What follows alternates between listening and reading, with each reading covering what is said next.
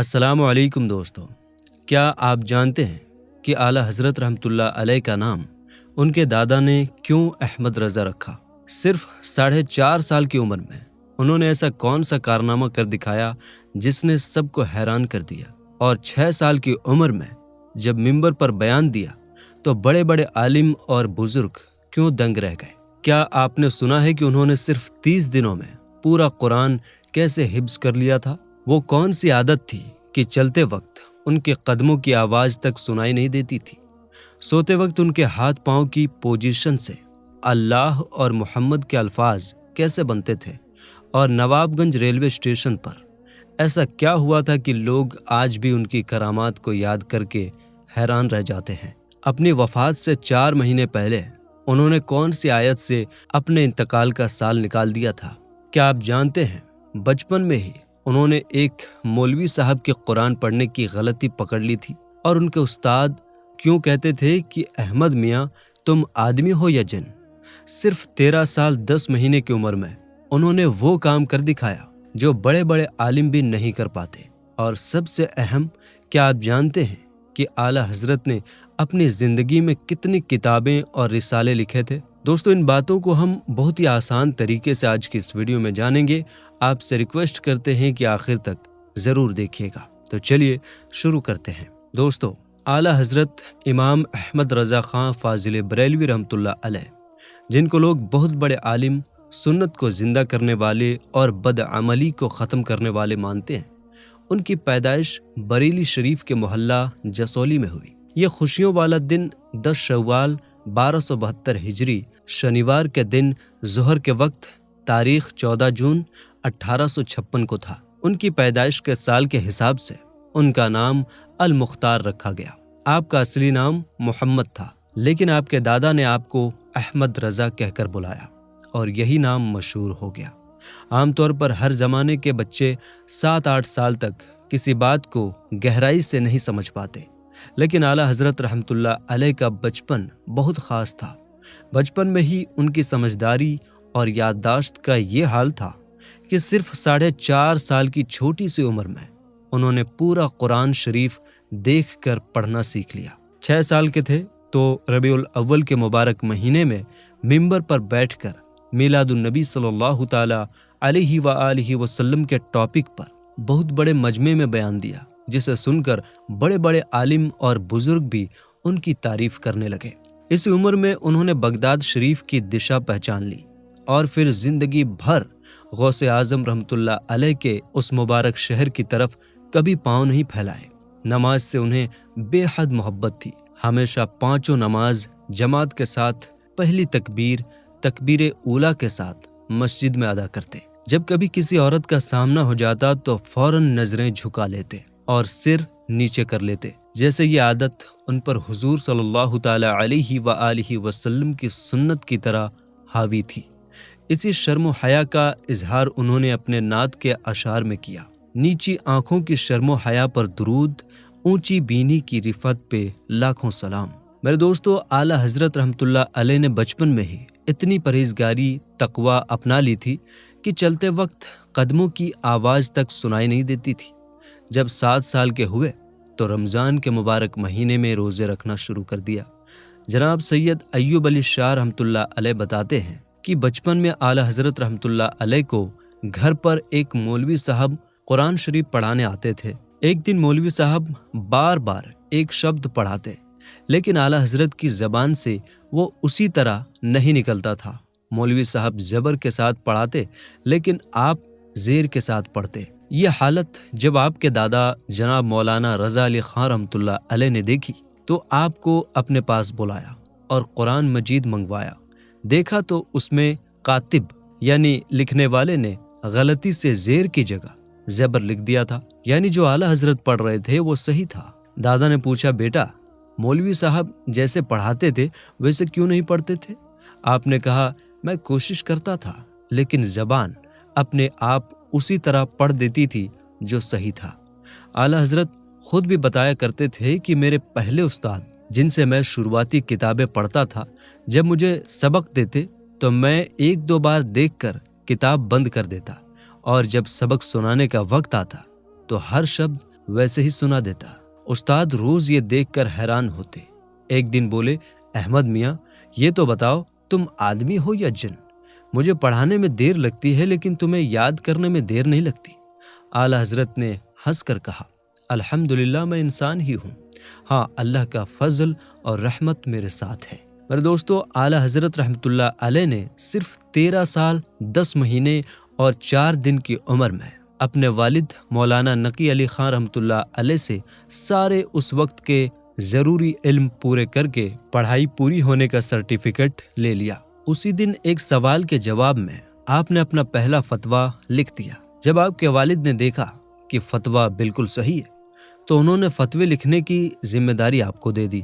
फिर आप जिंदगी भर फतवे लिखते रहे। अल्लाह ताला ने आला हजरत रहमतुल्लाह अलैह को बहुत से बड़े बड़े इल्म दिए थे। आपने लगभग 50 अलग अलग टॉपिक्स पर कलम उठाया और कीमती किताबें लिखी। आपको हर फन में अच्छी पकड़ थी। इल्म तौक़ीत यानी समय निकालने के ज्ञान में इतना कमाल था कि दिन में सूरज देखकर और रात में सितारे देखकर घड़ी का समय बिल्कुल सही बता देते। 1 मिनट का भी फर्क नहीं होता। गणित यानी रियाजी दानी में आप बेमिसाल थे। एक बार अलीगढ़ यूनिवर्सिटी के वाइस चांसलर डॉक्टर जियाउद्दीन, जो गणित में विदेश से डिग्रियां और मेडल लेकर आए थे, आपके पास एक मुश्किल सवाल लेकर आए। पहले तो उन्होंने कहा कि ये मसला इतना आसान नहीं कि अभी बता दूं। आला हजरत ने फरमाया, कुछ तो बताइए। उन्होंने सवाल बताया तो आपने वहीं उसी वक्त उसका पूरा और सही जवाब दे दिया। डॉक्टर साहब हैरान होकर बोले, मैं इस मसले को हल करने के लिए जर्मनी जाने वाला था, लेकिन हमारे दीनियात के प्रोफेसर मौलाना सैयद सुलेमान अशरफ साहब ने मेरी रहनुमाई की और मैं यहाँ आ गया। ऐसा लगता है जैसे आप ये मसला किसी किताब में देख रहे थे। डॉक्टर साहब बहुत खुश होकर लौटे और आपकी शख्सियत से इतने प्रभावित हुए, इतने मुतासिर हुए कि उन्होंने दाढ़ी रख ली और नमाज रोज़ा पाबंदी से करने लगे। इसके अलावा आला हजरत रहमतुल्लाह अलैह इल्म तकसीर, इल्म हैअत, इल्म जफर वगैरह में भी माहिर थे। हजरत अबू हामिद सैयद मोहम्मद मुहद्दिस की छोचवी रहमतुल्लाह अलैह बताते हैं कि जब मैं दारुल इफ्ता के काम के सिलसिले में बरेली शरीफ में ठहरा हुआ था तो दिन रात ऐसे वाक़ये सामने आते थे कि लोग आला हजरत की तेज और सही जवाब देने की आदत देखकर हैरान रह जाते। उनके जवाब इतने बेमिसाल होते कि ऐसी मिसाल पहले कभी सुनी भी नहीं गई थी। एक बार एक नया फतवा आया। दारुल इफ्ता में काम करने वालों ने उसे पढ़ा तो लगा कि ये बिल्कुल नया मामला है और इसका जवाब सीधे सीधे किसी किताब में नहीं मिलेगा, बल्कि फ़ुक़हा यानी बड़े आलिमों के बताए हुए उसूलों से निकालना पड़ेगा। जब आला हजरत के पास गए और कहा, नए नए अजीब सवाल आ रहे हैं, अब हम क्या करें? आला हजरत ने फरमाया, ये तो बहुत पुराना सवाल है। फिर फौरन बता दिया कि इब्ने इमाम ने फतहुल कदीर के फलां पेज पर, इब्ने आबिदीन ने रद्दुल मुहतार की फलां जिल्द और पेज पर लिखा है। फतावा हिंदिया और खैरिया में भी ये बातें साफ साफ मौजूद हैं। जब किताबें खोलकर देखी तो जो पेज, लाइन और बातें उन्होंने बताई वो एकदम सही थी, एक नुक्ता भी अलग नहीं था। अल्लाह ताला के दिए हुए इस इल्म और याददाश्त ने हमेशा उलमा, बड़े बड़े आलिमों को हैरान कर दिया। जनाब सैयद अय्यूब अली साहब रहमतुल्लाह अलैह बताते हैं कि एक दिन आला हजरत रहमतुल्लाह अलैह ने फरमाया, कुछ लोग मेरे नाम के आगे हाफिज लिख दिया करते हैं जबकि मैं इस लक़ब का हकदार नहीं हूँ। फिर उसी दिन से उन्होंने कुरान हिफ्ज करना शुरू कर दिया। समय तय किया, इशा की नमाज के बाद से फजर की जमात शुरू होने तक रोजाना एक पूरा पारा याद करते। इस तरह 30वें दिन 30वां पारा भी याद कर लिया। एक बार फरमाया, मैंने पूरा कुरान तरतीब और कोशिश से मेहनत करके याद कर लिया ताकि जो लोग मुझे हाफिज कहते हैं उनका कहना गलत साबित ना हो। आला हजरत रहमतुल्लाह अलैह पूरे के पूरे हुजूर पाक सल्लल्लाहु ताला अलैहि व आलिहि वसल्लम के इश्क का नमूना थे। आपकी नातों की किताब हदायक बख्शिश शरीफ इसका सबूत है। आपके कलम से बल्कि दिल की गहराई से निकला हर शेर मुस्तफ़ा सल्लल्लाहु ताला अलैहि व आलिहि वसल्लम से आपकी बेपनाह मोहब्बत और अकीदत का सबूत देता है। आपने कभी किसी दुनियावी बादशाह की तारीफ के लिए कसीदा नहीं लिखा, کیونکہ آپ نے تاجدار رسالت صلی اللہ تعالیٰ علیہ وآلہ وسلم کی محبت اور غلامی کو دل سے قبول کر لیا تھا اور اس میں بہت اونچے درجے تک پہنچ گئے تھے۔ آپ نے ایک شعر میں اس کا اظہار یوں کیا: انہیں جانا انہیں مانا نہ رکھا غیر سے کام، للہ الحمد میں دنیا سے مسلمان گیا۔ ایک بار نانپارہ ریاست ضلع بہرائچ یو پی ہند کے نواب کی تعریف میں شاعروں نے بڑے بڑے قصیدے لکھے۔ کچھ لوگوں نے اعلیٰ حضرت رحمۃ اللہ علیہ سے بھی کہا کہ آپ بھی نواب صاحب کی تعریف میں ایک قصیدہ لکھتے ہیں۔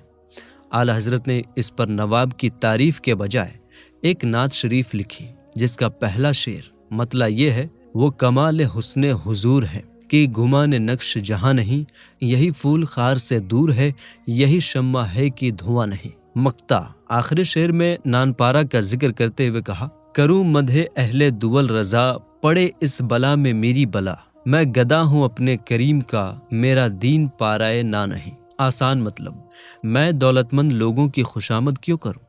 میں تو اپنے رحم دل آقا صلی اللہ تعالیٰ علیہ وآلہ وسلم کے در کا فقیر ہوں۔ میرا دین کوئی روٹی کا ٹکڑا نہیں ہے کہ جس کے لیے میں امیروں کے آگے پیچھے گھوموں۔ میرے دوستو، اعلیٰ حضرت رحمۃ اللہ علیہ جب دوسری بار حج کے لیے گئے تو مدینہ منورہ میں حضور اقدس صلی اللہ تعالیٰ علیہ وآلہ وسلم کی زیارت کی خواہش سے روضہ اقدس کے سامنے لمبے وقت تک سلام پڑھتے رہے، لیکن پہلی رات تقدیر میں یہ سعادت نہ تھی۔ اس موقع پر آپ نے ایک مشہور نعتیہ غزل لکھی جس کے پہلے شعر مطلع میں رحمت کے دامن سے جڑنے کی امید جتائی: وہ سوے لا لزار پھرتے ہیں، تیرے دن اے بہار پھرتے ہیں۔ آسان مطلب: اے بہار خوش ہو جا، کیونکہ تیرے اوپر اور بھی بڑی بہار آنے والی ہے۔ دیکھو مدینے کے تاجدار صلی اللہ تعالیٰ علیہ وآلہ وسلم پھولوں کے باغ کی طرف آ رہے ہیں۔ مقطع آخری شعر میں رسول کریم صلی اللہ تعالیٰ علیہ وآلہ وسلم کی بارگاہ میں اپنی غریبی اور مجبوری کا حال بیان کیا ہے۔ کوئی کیوں پوچھے تیری بات رضا، تجھ سے شیدا ہزار پھرتے ہیں۔ اعلیٰ حضرت رحمۃ اللہ علیہ نے مصرع ثانی میں بطور عاجزی اپنے لیے کتے کا لفظ استعمال فرمایا ہے، مگر ادباً یہاں شیدا لکھا ہے۔ اس آخری شعر میں اعلیٰ حضرت جو نبی پاک صلی اللہ تعالیٰ علیہ وآلہ وسلم کے سچے عاشق تھے، بہت نمرتا سے اپنے آپ سے کہتے ہیں: اے احمد رضا، تو کیا اور تیری حقیقت کیا؟ تو جیسے تو ہزاروں سگانے مدینے کی گلیوں میں یوں پھر رہے ہیں۔ یہ غزل پیش کرنے کے بعد اعلیٰ حضرت ادب سے بیٹھے انتظار کر رہے تھے کہ اچانک قسمت نے کروٹ لی اور آپ کی کھلی آنکھوں نے بالکل جاگتے ہوئے اپنے پیارے نبی صلی اللہ تعالیٰ علیہ وآلہ وسلم کا دیدار کیا۔ سبحان اللہ، وہ آنکھیں کتنی قابل قربان ہیں جنہوں نے بیداری میں حضور پاک صلی اللہ تعالیٰ علیہ وآلہ وسلم کو دیکھا۔ اس میں حیرانی نہیں، کیونکہ اعلیٰ حضرت کے دل میں عشق رسول صلی اللہ تعالیٰ علیہ وآلہ وسلم بھرپور تھا، اور آپ فنا فی الرسول یعنی نبی صلی اللہ تعالیٰ علیہ وآلہ وسلم کی محبت میں پوری طرح ڈوبے رہنے کے اونچے مقام پر فائز تھے۔ دوستو، اعلیٰ حضرت رحمۃ اللہ علیہ فرماتے ہیں: اگر کوئی میرے دل کے دو ٹکڑے کر دے تو ایک پر لا الہ الا اللہ اور دوسرے پر محمد رسول اللہ صلی اللہ تعالیٰ علیہ وآلہ وسلم لکھا ہوا پائے گا۔ تاجدار اہل سنت شہزادہ اعلیٰ حضرت مفتی اعظم ہند مولانا مصطفیٰ رضا خان رحمۃ اللہ علیہ سامانہ بخشش میں فرماتے ہیں: خدا ایک پر ہو تو ایک پر محمد، اگر قلب اپنا دوپارہ کروں میں۔ زمانے کے بڑے بڑے بزرگوں کی نظروں میں آپ سچ میں فنا فی الرسول تھے۔ آپ اکثر نبی صلی اللہ تعالیٰ علیہ وآلہ وسلم کی جدائی میں غمگین رہتے اور ٹھنڈی آہیں بھرتے۔ جب بھی نبی صلی اللہ تعالیٰ علیہ وآلہ وسلم کے بارے میں کوئی برا اور بے ادبی والا لکھتا تو آپ کی آنکھوں سے آنسو بہنے لگتے اور آپ ان کے جواب میں سخت قلم چلاتے تاکہ وہ لوگ غصے میں آ کر آپ کو گالی دینے میں لگ جائیں، اور جب تک وہ آپ کو برا کہتے رہیں گے تب تک نبی صلی اللہ تعالیٰ علیہ وآلہ وسلم کی شان میں برائی کرنے سے بچیں گے۔ آپ اکثر فخر سے کہتے: اللہ نے اس دور میں مجھے نبی صلی اللہ تعالیٰ علیہ وآلہ وسلم کی عزت کے لیے ڈھال بنایا ہے۔ اعلیٰ حضرت نے ہدایت بخشش میں فرمایا، کروں تیرے نام پہ جاں فدا، نہ بس ایک جاں دو جہاں فدا، دو جہاں سے بھی نہیں جی بھرا، کروں کیا کروڑوں جہاں نہیں۔ آپ غریبوں کو کبھی خالی ہاتھ نہیں لوٹاتے تھے، ہمیشہ ان کی مدد کرتے، آخری وقت میں بھی رشتہ داروں کو وصیت کی، غریبوں کا خاص دھیان رکھنا، انہیں عزت سے اور اچھے کھانے کھلانا، اور کسی غریب کو کبھی مت ٹھکرانا۔ آپ زیادہ تر وقت لکھنے پڑھنے میں لگاتے، 5 وقت نماز کے لیے مسجد جاتے اور ہمیشہ جماعت کے ساتھ نماز پڑھتے۔ آپ کی کھانے پینے کی عادت بہت سادہ اور کم تھی۔ اعلیٰ حضرت امام احمد رضا خان رحمۃ اللہ علیہ جب میلاد شریف کی محفل میں ہوتے تو ذکر ولادت، پیدائش کا ذکر کے وقت سلام پڑھنے کے لیے کھڑے ہو جاتے اور باقی شروع سے آخر تک ادب سے 2 زانو بیٹھے رہتے۔ جب واعظ بیان کرتے تو 4-5 گھنٹے پورے ادب سے 2 زانو ہو کر ممبر پر رہتے۔ کاش ہمیں بھی یہ عادت مل جائے کہ قرآن پڑھتے یا سنتے وقت نہ تو ذکر کی محفل میں، درس اور علمی بیٹھکوں میں ادب سے 2 زانو بیٹھے۔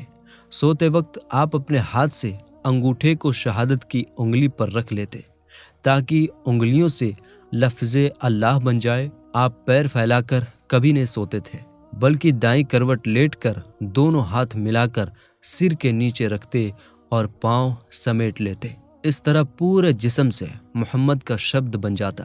یہ ہے اللہ کے چاہنے والوں اور رسول اللہ صلی اللہ تعالیٰ علیہ وآلہ وسلم کے سچے عاشقوں کی ادائیں۔ نام خدا ہے ہاتھ میں، نام نبی ہے جان میں، مہر غلامی ہے پڑی، لکھے ہوئے ہیں نام دو۔ جناب سید ایوب علی شاہ صاحب رحمۃ اللہ علیہ بتاتے ہیں کہ ہمارے اعلیٰ حضرت رحمۃ اللہ علیہ ایک بار پیلی بھیت سے بریلی شریف ٹرین سے جا رہے تھے۔ راستے میں نواب گنج اسٹیشن پر، جہاں ٹرین صرف 2 منٹ رکتی ہے، مغرب کا وقت ہو گیا۔ ٹرین رکتے ہی اعلیٰ حضرت نے تکبیر اقامت کہہ کر ٹرین کے اندر ہی نماز کی نیت باندھ لی۔ 5 لوگ جماعت میں شامل ہوئے، جن میں میں بھی تھا۔ میں ابھی نماز میں شامل ہو ہی رہا تھا کہ میری نظر ایک غیر مسلم گارڈ پر پڑی جو پلیٹ فارم پر ہری جھنڈی ہلا رہا تھا۔ میں نے کھڑکی سے جھانک کر دیکھا کہ پٹریاں صاف ہیں اور ٹرین چلنے والی ہے، مگر ٹرین نہیں چلی۔ اعلیٰ حضرت نے پوری اطمینان سے بنا کسی جلدی کے مغرب کی 3 فرض رکعتیں ادا کی، اور جیسے ہی دائیں طرف سلام پھیرا، ٹرین چل پڑی۔ مقتدیوں کی زبان سے بے اختیار سبحان اللہ سبحان اللہ سبحان اللہ نکل گیا۔ اس کرامت میں خاص بات یہ تھی کہ اگر نماز پلیٹ فارم پر ہوتی تو کہا جا سکتا تھا کہ گارڈ نے کسی بزرگ کو دیکھ کر ٹرین روک دی ہوگی، مگر ایسا نہیں تھا۔ نماز تو ٹرین کے اندر پڑھی گئی تھی۔ اتنے کم وقت میں گارڈ کو کیا معلوم ہو سکتا تھا کہ اللہ کا پیارا بندہ ٹرین میں نماز پڑھ رہا ہے؟ وہ کہ اس در کا ہوا، خلق خدا اس کی ہوئی، وہ کہ اس در سے پھرا، اللہ اس سے پھر گیا۔ شرح کلام رضا، جو کوئی سرکار نامدار مدینے کے تاجدار صلی اللہ تعالیٰ علیہ وآلہ وسلم کا فرما بردار اور آگیاکاری ہوگا تو اللہ کی بنائی ہوئی ساری مخلوق بھی اس کا کہنا مانے گی، اور جو کوئی حضور صلی اللہ تعالیٰ علیہ وآلہ وسلم کے دربار سے دور ہو جائے گا وہ اللہ تعالیٰ کی بارگاہ سے بھی دور ہو جائے گا۔ ہمارے اعلیٰ حضرت رحمۃ اللہ علیہ نے الگ الگ ٹاپکس پر لگ بھگ 1000 کتابیں لکھی ہیں۔ آپ نے 1286 ہجری سے 1340 ہجری تک لاکھوں فتوے دیے ہوں گے، لیکن افسوس کہ سب لکھے نہیں جا سکے۔ جو لکھ لیے گئے ان کا نام العطایا النبیہ فتاوی رضویہ رکھا گیا۔ فتاوی رضویہ کی 30 جلدیں ہیں، جن کے کل پنے 21,656 ہیں۔ اس میں کل سوال جواب 6,847 اور کل رسائل چھوٹے چھوٹے رسالے 206 ہیں۔ قرآن، حدیث، فقہ، منطق اور کلام میں آپ کی گہری سوچ اور علم کا اندازہ صرف آپ کے فتووں کو پڑھ کر ہی لگایا جا سکتا ہے، کیونکہ ہر فتوے میں دلیلوں کا سمندر لہراتا ہے۔ آپ کے بہت سارے رسائل ہیں، جن میں سے کچھ یہ ہیں جیسے مقامی الحدید، الامن والاولا، تجلی الیقین، حیات الموات وغیرہ وغیرہ۔ شعر: علم کا چشمہ ہوا ہے موجزن تحریر میں، جب قلم تو نے اٹھایا اے امام احمد رضا۔ ہمارے اعلیٰ حضرت رحمۃ اللہ علیہ نے قرآن کریم کا ترجمہ کیا، جو اردو کے تمام موجودہ ترجموں میں سب سے بہترین مانا جاتا ہے۔ اس ترجمہ کا نام کنز ایمان ہے۔ اس پر آپ کے خلیفہ حضرت دارالافاضل مولانا سید محمد نعیم الدین مراد آبادی رحمۃ اللہ علیہ نے خزائن العرفان کے نام سے اور مشہور مفسر حکیم الامت حضرت مفتی احمد یار خان رحمۃ اللہ علیہ نے نور العرفان کے نام سے حاشیہ لکھا۔ اعلیٰ حضرت رحمۃ اللہ علیہ نے اپنی وفات سے 4 مہینے 22 دن پہلے خود اپنے انتقال کی خبر دی اور سورہ دہر پارہ 29 کی آیت 15 سے اپنے وفات کا سال نکال دیا۔ اس آیت کو ابن ابجد کے حساب سے گنا گیا تو 1340 بنا اور یہی ہجری سال اعتبار سے آپ کا سال وفات ہے۔ 25 صفر المظفر 1340 ہجری مطابق 28 اکتوبر 1921 کو جمعے کے دن ہندوستان کے وقت کے مطابق 2:38 پر اذان جمعے کے وقت اعلیٰ حضرت امام اہل سنت ولی نعمت امام احمد رضا خان رحمۃ اللہ علیہ اللہ کے حکم سے اس دنیا سے رخصت کر گئے۔ انا للہ و انا الیہ راجعون۔ آپ کا مزار مبارک بریلی شریف میں آج بھی زیارت گاہ خاص و عام ہے۔ اللہ تعالیٰ ان پر رحمت فرمائے اور ان کے صدقے ہماری بغیر حساب مغفرت کرے، آمین یا رب العالمین۔ تو میرے دوستو، ہم یہ امید کرتے ہیں کہ آج کی ہماری یہ ویڈیو آپ کو بے حد پسند آئی ہوگی۔ ویڈیو پسند آنے کی صورت میں لائک اور شیئر کیجیے۔ ملیں گے انشاءاللہ تعالیٰ اگلی ویڈیو میں۔ السلام علیکم، اللہ حافظ۔